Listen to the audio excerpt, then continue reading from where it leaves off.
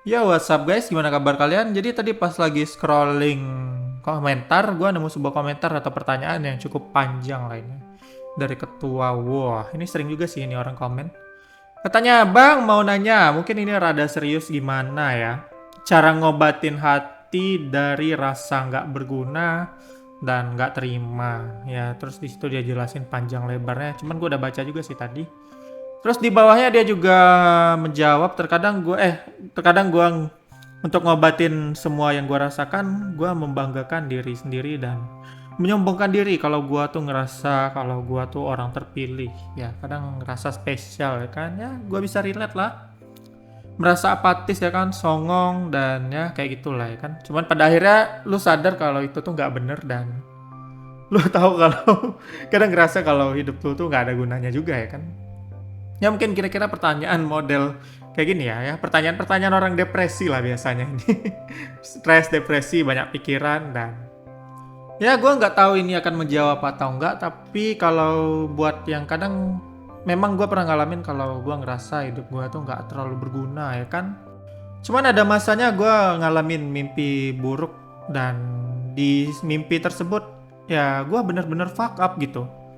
Ya gimana ya, kadang dalam mimpi tuh skenarionya emak gue udah meninggal ya kan, mati gitu.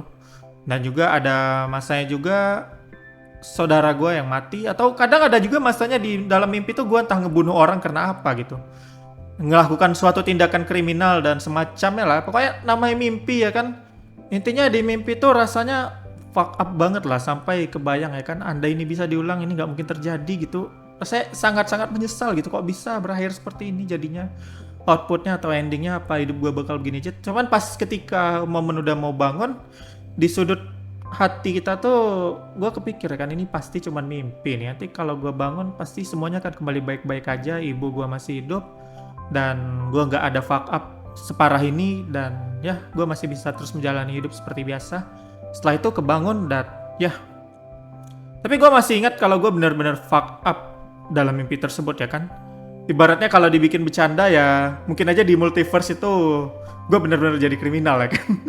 Di multiverse sana salah satu diri gue itu mungkin jadi seorang pembunuh atau menyesali pilihan yang gue buat. Ya ini bercanda sih, gue juga nggak percaya serius dengan teori multiverse. Tapi intinya kayak gitulah. Tapi ya ketika bangun dari mimpi buruk tadi itu, gue benar-benar bersyukur semuanya kembali normal dan nggak terjadi apa-apa gitu.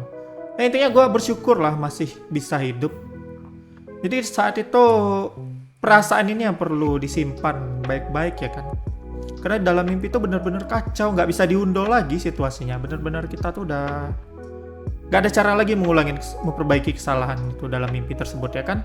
Tapi ketika bangun malah masih ada kesempatan untuk minta maaf, untuk begini, untuk begitu, untuk membuat lebih baik lah, dan jangan sampai sekacau dari yang di mimpi tersebut ya kan. Jadi ya perasaan yang kita alamin ketika dalam mimpi itu, penyesalan tuh harus dipegang baik-baik ya. Jadi ketika kita bangun dengan rasa takut-takut untuk mengacau dalam hidup tuh masih ada ya kan. Jadinya kita nggak bisa sembarang atau gegabah dalam hidup lah. Tapi tentunya hidup tuh nggak sesimpel itu ya kan. Ada masanya juga kita benar-benar hilaf, terlupakan akan konsekuensi tindakan kita dan semacam itu juga. Ya kadang juga gue sendiri masih ngalamin kalau gue menjalani hidup tuh masih kurang efektif, kurang produktif gitu ya kan. Istilahnya hidup tuh rasanya gini-gini aja ya kan, nggak terlalu banyak perkembangan, nggak terlalu banyak peningkatan gitu. Bangun pagi, bangun kesiangan gitu, tiba-tiba udah sore aja, udah malam aja kayak sekarang ya. Baru rasanya sehari ini kita ngapain aja lah, coba kalian ngapain aja hari ini. Ya rasanya sehari itu kadang kita mikir kan, gue ngapain aja lah hari ini, kok nggak ada lebih baiknya dari sebelum-sebelumnya, kok malah menjalani kehidupan yang sama gitu, kok nggak ada karakter developmentnya gitu. Ya ini salah satu masalah ketika lu udah dewasa ya. Istilahnya memang lu bebas menjalani hidup lu mau ngapain, tapi nggak ada juga yang bisa ngasih tahu lu tuh harus ngapain dalam hidup tuh. Jadi lu harus tentukan pilihan lu sendiri seharusnya. Ya gua sendiri masih terjebak dalam loop ini ya. Istilahnya memang susah lah benar-benar escape dari sini. Biasanya kalau yang benar-benar bisa memberikan advice tuh orang-orang yang udah 30-an, 40-an itu mungkin mereka udah punya jawaban yang lebih matang ya. Gua sendiri soalnya masih banyak stucknya dan problemnya dan mengalami kegalauan yang kayak gitu.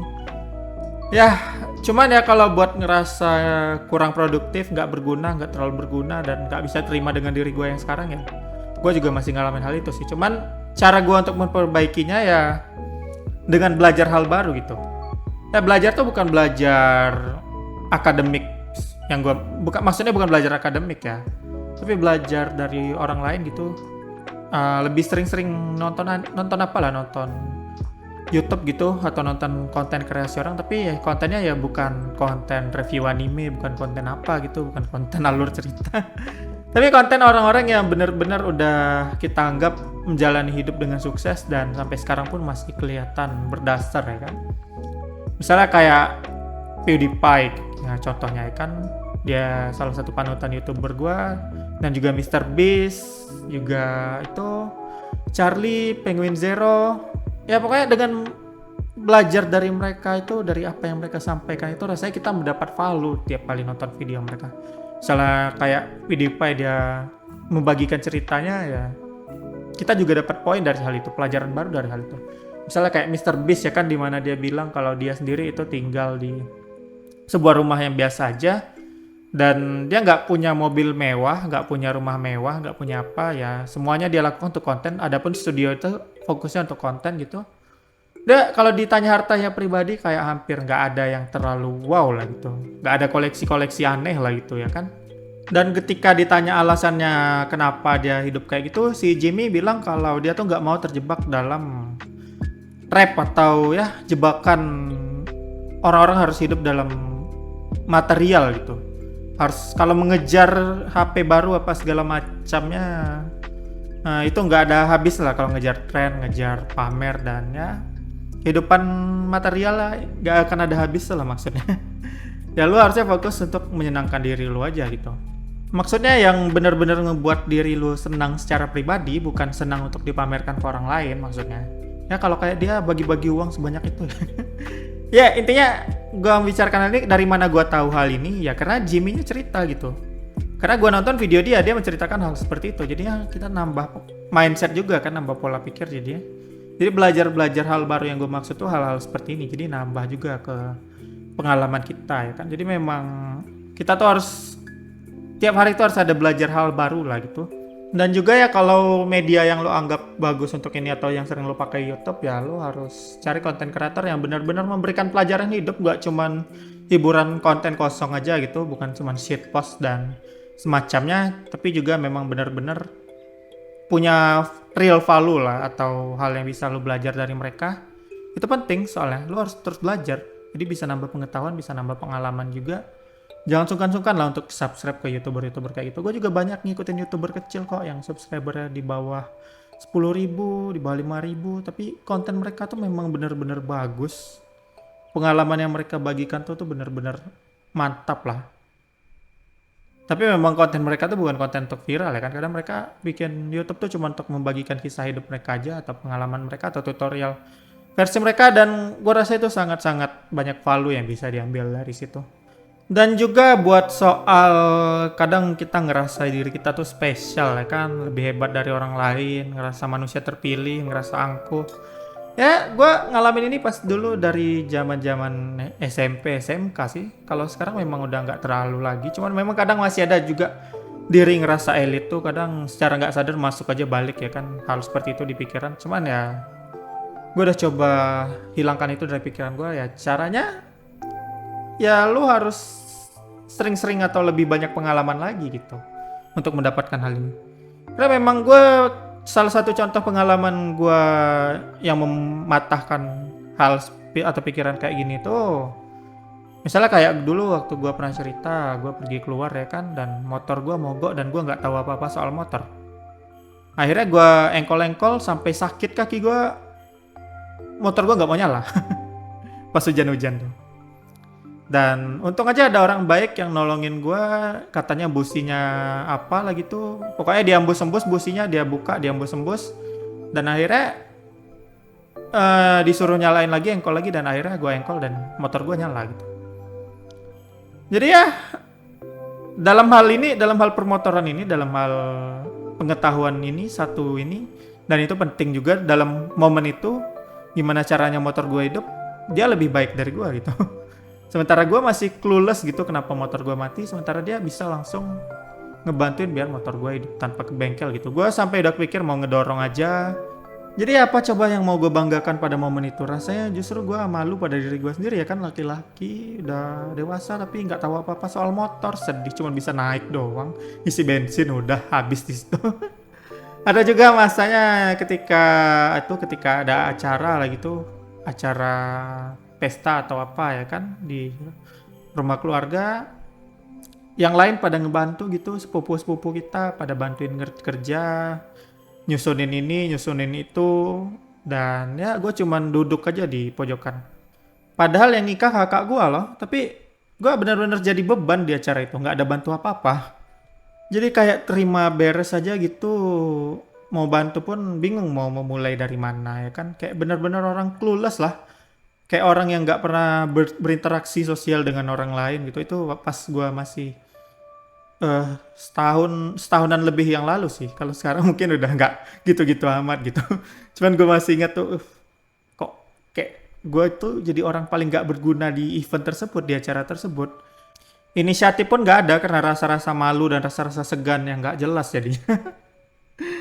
Ya juga ada ceritanya tuh kalau nggak salah, kisah seorang profesor dengan seorang nelayan ya. Jadi si profesor tuh profesor yang tahu segalanya lah gitu ya kan, mengenai sains, pengetahuan, fisika dan lain-lain. Nah, dan si nelayan ini ya nelayan. Jadi si profesor ini mau nyebrang ya kan ke sebuah demi penelitian dia ke suatu daerah gitu, dan satu-satunya jalan buat nyebrang ya dengan numpang di kapal si nelayan tadi. Dan akhirnya mereka pun di kapal kecil lah, jadi dia pun nyewa jasa si nelayan ini ya kan. Dan selama perjalanan mereka, si profesor ini menyombongkan diri gitu. Kamu tuh tahu ini nih nggak? Pokoknya dia menjabarkan teori sains yang dia ketahuin, ilmu-ilmu hebat dia sebagai seorang profesor. Ya tentunya si nelayannya ya nggak bisa jawab apa-apa ya kan, namanya ditanyain sama seorang profesor gitu. Akhirnya lama-lama kesel juga si nelayan ya kan, dikatain bodoh kamu ini aja nggak tahu dan segala macam, dengan gaya angkuh profesor lah, kalian tahu lah ya kan, gaya-gaya atau ala-ala profesor yang angkuh nanyain ke seorang nelayan yang polos gitu. Akhirnya kesel juga si nelayan yang ditanyain terus ya kan. Cuman sebagai ajang dia pamer pengetahuan jadi ya, bukan bener-bener nanya serius untuk mengharapkan jawaban, tapi cuman untuk kepuasan diri si profesor ini nanyain ke si nelayan. Kalian tahu lah ya rasa digituin tuh. Jadinya si nelayan pun kesel. Dan akhirnya pas sudah pinggiran seberang tuh udah terlihat ya kan, kapalnya pun mengalami insiden lah. Entah tenggelam, entah hanyut, entah apa, pokoknya tiba-tiba ada kejadian lah gitu, entah arusnya tiba-tiba kuat ya kan.